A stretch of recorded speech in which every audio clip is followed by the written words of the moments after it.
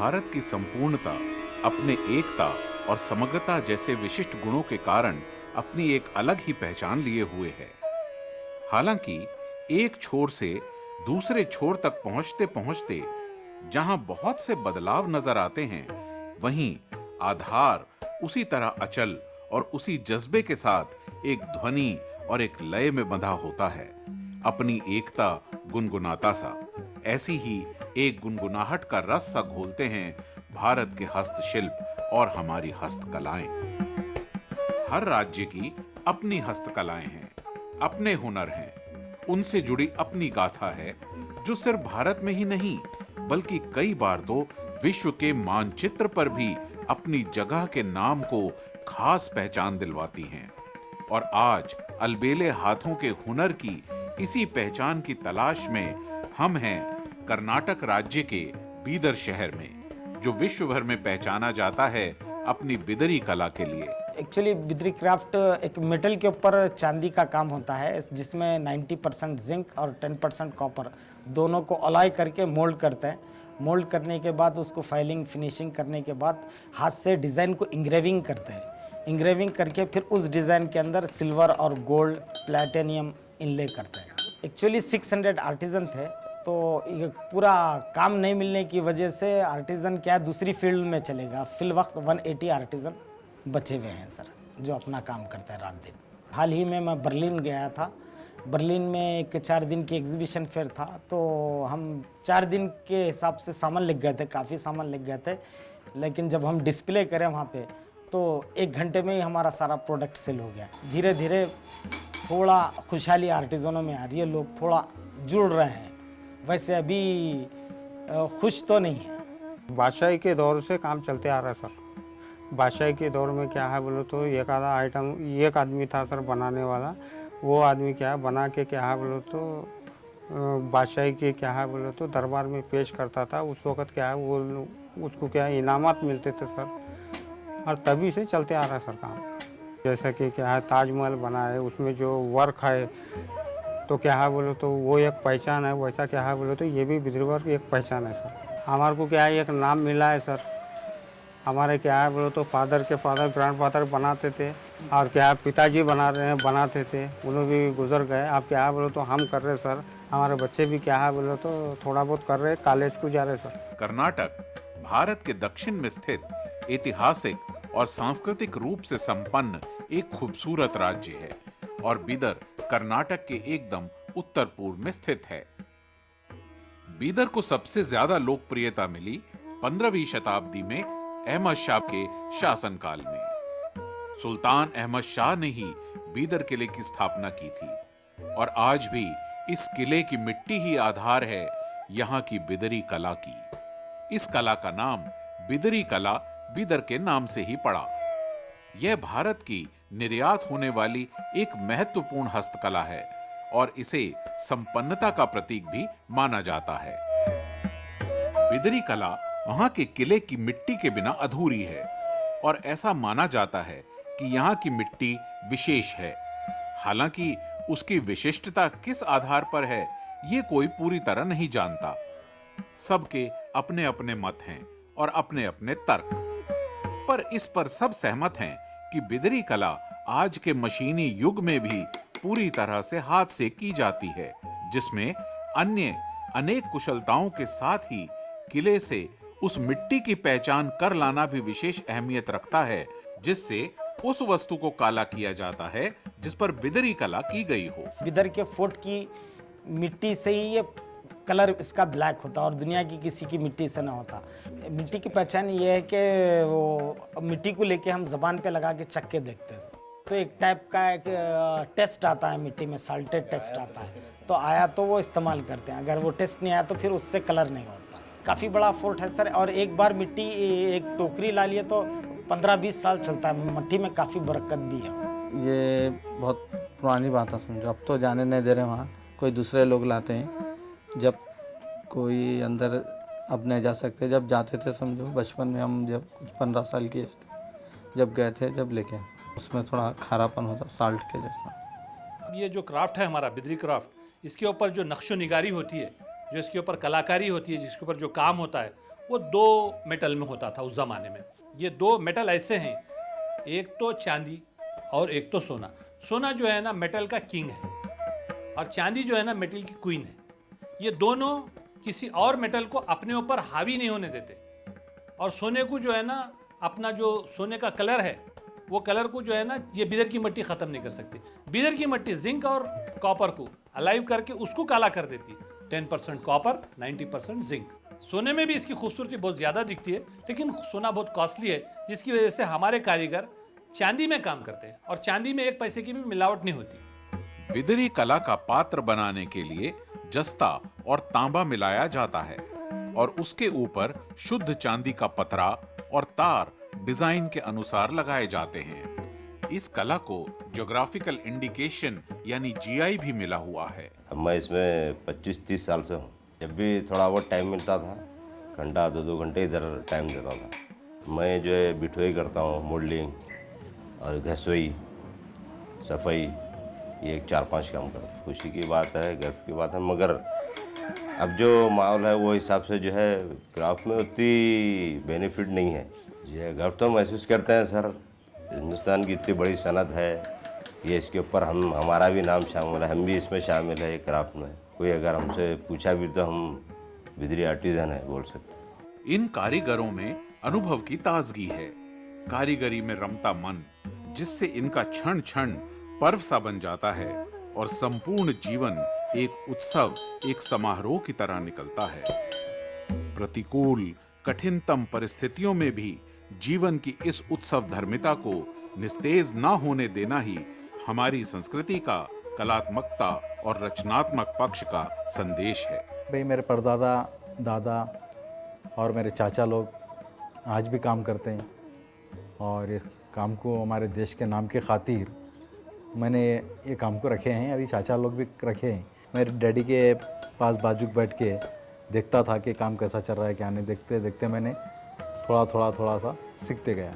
2 घंटे 4 घंटे ऐसा सीखते सीखते मतलब एक 5-6 साल लगा मेरे को। मोल्डिंग करता हूँ, फाइलिंग करता हूँ और एम्ब्री करता हूँ, डिज़ाइनिंग करता हूँ और फिनिशिंग करता हूँ, बफिंग करता हूँ।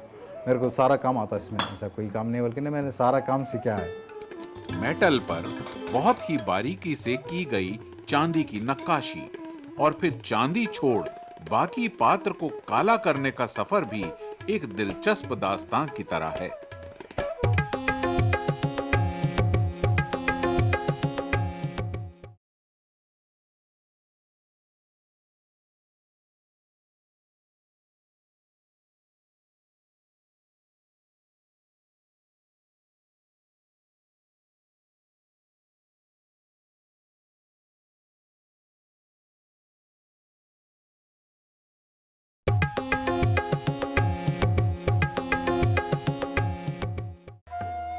बीदर का अपना ऐतिहासिक महत्व है और यहाँ के ऐतिहासिक किले, इमारतें, मंदिर, गुरुद्वारे आज भी विशेष स्थान और दर्शनीय स्थल हैं। रोड्स बड़े अच्छे बन गए समझो, थोड़े बहुत टूरिज्म भी आते हैं यहाँ और बिदरी काम देखते हैं, सेल होता है थोड़ा।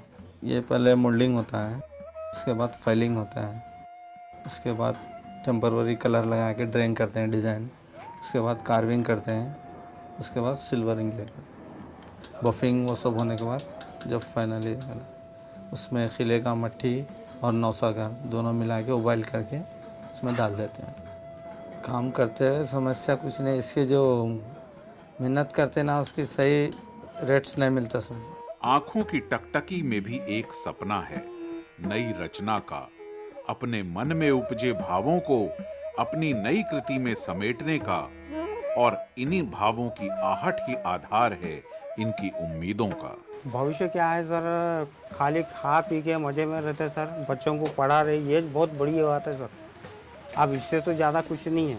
वो क्या है बोलो तो अब हम जो सामान बना रहे हैं, जो आइटम हम जो बना रहे हैं, मैं यही गुजारिश करूँगा कि क्या है बोलो तो ज़्यादा से ज़्यादा आर्डर दे और क्या है बोलो तो हमारे को ज़्यादा से ज़्यादा हम बना सके। और उसमें क्या है बोलो तो बनाने वालों को भी क्या है बोलो तो कुछ फ़ायदा होता सर। मेटल पर बहुत ही बारीकी से की गई चांदी की नक्काशी और फिर चांदी छोड़ बाकी पात्र को काला करने का सफर भी एक दिलचस्प दास्तां की तरह है। सबसे पहले मोल्डिंग कर लेते हैं।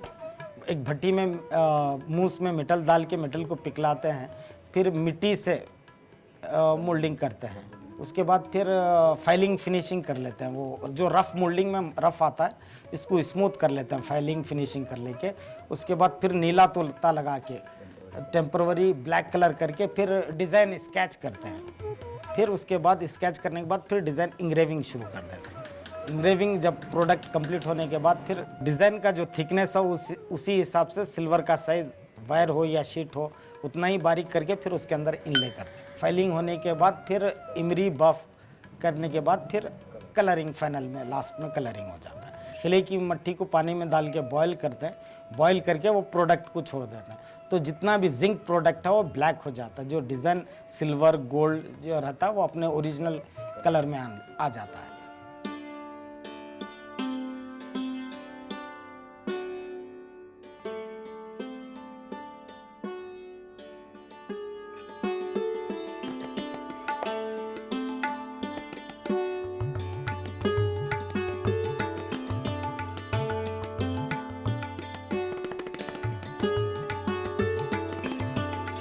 बिदरी कला में इस्तेमाल होते हैं तांबा, जस्ता और चांदी।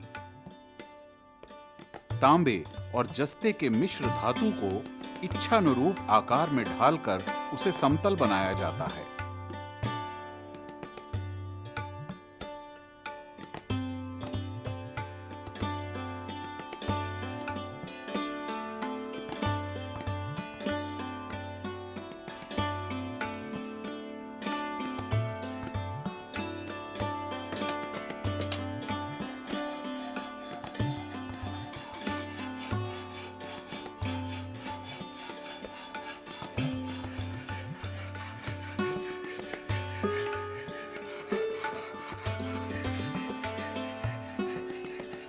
ढलाई के पश्चात वस्तु को अस्थायी रूप से काले रंग में रंगा जाता है, जिससे कि उसमें एनग्रेविंग की जा सके। एनग्रेविंग के दौरान बिदरी कला की सुंदरता आकार लेने लगती है।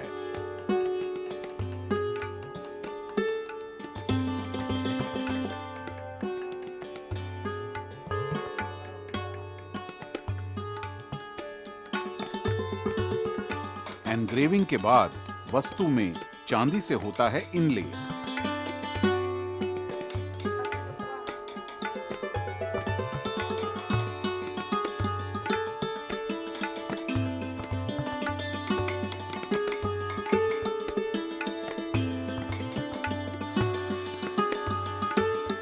छिलाई और बफिंग से वस्तु का अस्थायी व कच्चा रंग हटाया जाता है।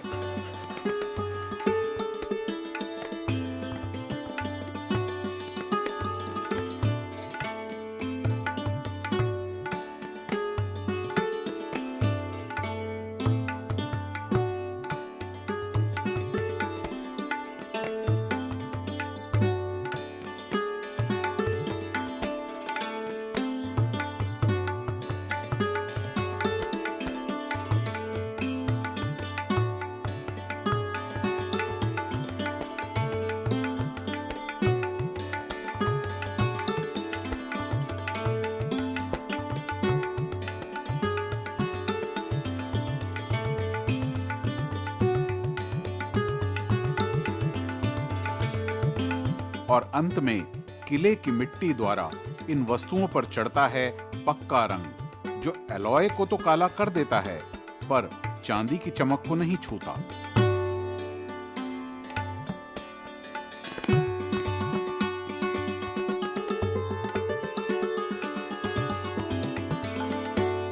और अब कृति पूरी तरह तैयार है अपनी चमक और खूबसूरती के साथ।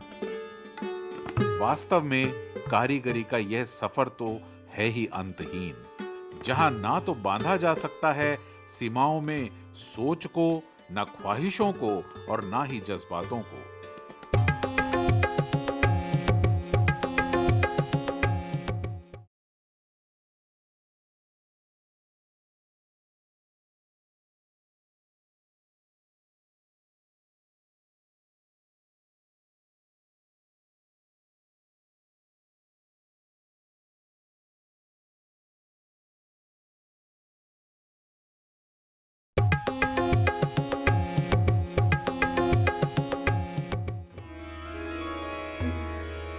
बीदर का पूरा परिवेश बिदरी कला के इर्द गिर्द ही घूमता है, जिसमें कलात्मक कर्तव्य की भावना भी निहित लगती है, लेकिन पूरी होने के बाद एक एक कृति आंतरिक संरचना से जुड़ी लगती है। और रचना के साथ संवेदना निहायत जरूरी है, क्योंकि बिना स्वयं महसूस किए उस कृति की उत्कृष्टता को किसी दूसरे को महसूस नहीं कराया जा सकता। मट्टी होती है और नौसागर बोल के एक चीज़ होती है, इसको मिला देते हैं, मिला के गर्म करते हैं, इसके अंदर वो आइटम डाले तो काला हो जाएगा। मिट्टी में क्या है, बिदर की मिट्टी रहती है, वो किले में मिलती है वो मिट्टी। अब चाहे वो चौपाल चौबारे ना भी हों, पर फिर भी घर आंगन तो है ही कारीगरी को संवारने तराशने के लिए। आज ये कारीगर जिस मोड़ मुकाम पर हैं, वहां पर कई दृश्य परिदृश्यों का चक्र चलता दिखाई देता है, और कई बार इनके अनगढ़ संवाद भी रस विभोर कर देते हैं। महिला कारीगरों ने भी अपनी रचनात्मकता से, अपने आत्मविश्वास और मेहनत से बिदरी कला को विशिष्ट समृद्धि दिलाने में भूमिका निभाई है। हमारे घर वाले करते थे, हमारे ससुर करते थे, उससे हम भी सीख गए। बंगड़ियाँ करते हैं, गोट करते हैं, अब बोले तो सैनाई करते हैं, उम्र खयाम करते हैं, अब बोले तो बड़े बड़े सुराया करते हैं, मूर्तियाँ बनाते हैं। घर का कर लेकर ये काम करते हैं। औरतें 6 घंटे बढ़ते हैं, मर्द बोले तो 10 घंटे बढ़ते हैं। अब हमारे बच्चे तो सब यही काम कर रहे हैं। अभी छोटे बच्चे बोले तो उधर काम कर रहे हैं। हमारे पापा मम्मी वो भाई वो करते थे, सीख गए। नहीं, देखते देखते सीख गए। 4 भाई है, 3 बहन है, मम्मी है, भाभी है। हाँ, मम्मी भी जानते हैं, भाई भी जानते हैं। वास्तव में कारीगरी का यह सफर तो है ही अंतहीन, जहां ना तो बांधा जा सकता है सीमाओं में सोच को, ना ख्वाहिशों को, और ना ही जज्बातों को। इतनी महंगाई हो गई है कि जो हम काम कर रहे हैं, पहले भी उतना ही काम करते थे, अब भी उतना ही काम कर रहे हैं। अब पैसा नहीं बच रहा हम पे, काम बढ़ रहा है, कारीगर कम हो रहा है, क्योंकि कारीगर को उतना मार्जिन नहीं मिल रहा जितना मिलना है। और बात लोग बोलते हैं कि मेहनत करना बोलते हैं। अरे तो रात दिन तो मेहनत करते हैं, देने वाला कहाँ है? कि मैं अभी चाहूँ तो मैं दूसरा काम कर सकता हूँ, मेरे को 4 पैसे ज़्यादा मिलते हैं, मैंने क्यों नहीं कर रहा? इसीलिए नहीं कर रहा मैं कि मेरे देश के नाम की खातिर है भाई। एक टाइम की रोटी भी मिली तो बस बोल के मेरा देश का तो नाम तो रहेगा। जो बाहर के फॉरेनर्स लोग आएंगे तो हमारे हिंदुस्तान के अंदर सबसे अच्छी चीज़ कौन सी बनी जाएंगी हैंडीक्राफ्ट में, वो पूरा देखेंगे वो लोग। फिर देखने के बाद मालूम होता है कि कौन सा काम अच्छा है। कहते हैं जीवन संभावनाओं से भरा पूरा होता है, बस जरूरत है तो सही दिशा निर्देश की और पगडंडी की, वरना अपने हाथों अपने देश के धरोहर के गौरवमयी अतीत और समृद्ध भविष्य में अपना योगदान ना देना तो इसी तरह समझा जा सकता है जब अपनी बाढ़ ही अपने बाड़े को खाने लगे। पहले से भी अब क्या है, ठीक है समझो। पहले बहुत मुसीबत होगा, अब ज़रा अच्छा होगा। धूप में तो जाकर काम करने का नहीं, बाहर जाकर काम करने का नहीं, घर में बैठे जगह काम करते बोलकर वही कर रहे समझो। अभी तलाक भी होकर तो अब ज़्यादा नहीं हो रहा हमारे से। एक तो आँखों के ऊपर बोर, हाथ पाँव बहुत खींचते हैं, ऐसा होता समझो। थकावट बहुत होती है काम में, ये मोल्डिंग करते इस वक्त में धुआं होता है। हमारे पहनावे, साज, श्रृंगार, रहन सहन, रीति रिवाज में ही नहीं बल्कि हमारे हस्तशिल्प और कारीगरी में भी हाथों के हुनर में अनेक संस्कृतियों की महक शामिल होती है, जो सौंपनी होगी आने वाली पीढ़ी को। अब जो आने वाले हैं वो उसको बर्दाश्त नहीं कर सकते। अब जो परेशानियां हैं, जो ये है, अब हम हैंडल कर लिए वो लोग ना कर सकते ना। अब उनको वो देख सकते हम जैसा परेशान हुए, फिर वो भी अगर इसमें आगे परेशान हो गए तो पढ़ा रहे दूसरे काम में लगूंगा। फिलहाल तो इसमें नहीं कर सकते। अब शुरू बोलते यहाँ शादी होने जब से हम सीखे हैं, घर में सब जन फैमिली कर रहे थे ना, वही देखो यहाँ पर सीखे। जरा हार्ड दिखा सर, उसके बाद में जरा जरा करते गए तो वो सब आया सर। ये इसमें चांदी बिटाने का कर लेती हूँ, घसने का कर लेती हूँ, मोम डालने का, धोने का, कलर चढ़ाने का, हर काम कर लेते हैं सर। इसमें गोटा बनती सर, चूड़िया बन लेती हैं, और मिलर बनता है, और फ्लावर पॉट बनती है, हर एक आइटम बनता है सर। स्थानीय जानकारों के ये अनुभव एक ऐसा दस्तावेज हैं जिनमें अतीत का आधार तो है ही, भविष्य में भी अनुभव की झंकार होगी, जिनकी बातों में अतीत और वर्तमान का लय राग होता है, जिन्होंने इस हस्तशिल्प के रंग रूप देखे और परखे हैं। किसी भी मुकाम पे जाता हूँ तो अपने आप को बिदरी क्राफ्ट से जोड़कर बात करता हूँ। हर आदमी मेरे को रेस्पेक्ट देता है। हमारी क्राफ्ट का डंका पूरी दुनिया में बोलता है। क्राफ्ट अपने मुंह से बोलती है। हमारी क्राफ्ट को देख के हमारे को जो है ना मान सम्मान मिलता है। हमारा जो ये है, हमारे क्राफ्ट के बगैर हमारी ज़िंदगी मुकम्मल नहीं है। हम लोग बहुत पैसा कमाते हैं क्राफ्ट में, लेकिन हमारी क्राफ्ट का जो मुकाम है वो पैसे से ज़्यादा है। हमको पैसे की उतनी इम्पोर्टेंस ही नहीं है, हमको हमारी क्राफ्ट की उतनी इम्पोर्टेंस है। हमारे क्राफ्ट का एक नाम होना चाहिए, जो आज है दुनिया में। इंटरनेशनल एग्जीबिशन का रिक्वायरमेंट है हमारे को आपके गवर्नमेंट से कुछ ऐसा फंड चाहिए जो हमारे क्राफ्ट को जो है ना इंटरनेशनल पे एक मुकाम बनना, हमारा स्टेटस बनना। हम जाके अमेरिका में अगर हमारी क्राफ्ट की अगर हम जो है ना मार्केटिंग करेंगे तो हर अमेरिकन हमारी क्राफ्ट को देखेगा और देखकर बोलेगा I want this one, I will take this one. और हमारी मार्केटिंग का जो जरिया है ई कॉमर्स है। ई कॉमर्स से हटके भी हमारी वेबसाइट में भी लोग हमारे को देखकर हमारे को अच्छे अच्छे बात लिखते हैं, अच्छी अच्छी चीज़ लिखते हैं। हम वो उससे भी हमारे दिल को खुशी होती है। हमको एक टाइम का खाना नहीं मिला तो नहीं मिला, हमारी क्राफ्ट को देखकर लोग जो खुश होते। और हमारी बहू बेटियां यहाँ से जो शादी कर लेकर जाती हैं, जाते वक्त अपने साथ में एक हमारा गिफ्ट लेकर जाती हैं और जाकर वहाँ बताती हैं, बताकर बोलती हैं कि हमारे मैके की सरजमीन है, मैके की मिट्टी की बो आ रही है इसमें से। ये हमारी क्राफ्ट की शान है। एक तरफ बीदर के भोजन का अपना अलग स्वाद है तो दूसरी तरफ संगीत का भी अपना अलग ही आकर्षण है। संगीत की स्वर लहरियां भी यहाँ मन मोह लेती हैं। नादा दम की हिफाजत कर, तोता उड़ के जाएगा, तोता उड़ के जाएगा। नादा दम की हिफाजत कर, तोता उड़ के जाएगा। जंगल को तू जाना बेटा, लकड़ी चुन कर लाना रे, कच्ची सुक्की तो नहीं लाना, लाए बिना नहीं आना। नादा दम की हिफाजत कर, तोता उड़ के जाएगा। नादा दम की हिफाजत कर, तोता उड़ के जाएगा। पक्के गुरु के घर को जाना, रोटी खा कर आना रे, बासी ताजी दो नहीं खाना, खाए बिना नहीं आना। नादा दम की हिफाजत कर, तोता उड़ के जाएगा। नादा दम की हिफाजत कर, तोता उड़ के जाएगा। आने वाले समय में ढेर सारी उपलब्धियां कदम रखेंगी इनकी सृजनात्मकता के रोमांचक सफर में। इनके साथ होंगी असंख्य शुभकामनाएं और क्षितिज के उस पार तक पहुंचने को आतुर इनकी निगाहें लिए होंगी एक नई चमक। कोल्हापुर के मसालों और खाने के बीच एक और चीज प्रसिद्ध है, जो है कोल्हापुरी चप्पल। ये प्रतीक है यहाँ के कारीगरों की निरंतरता और विवेक की।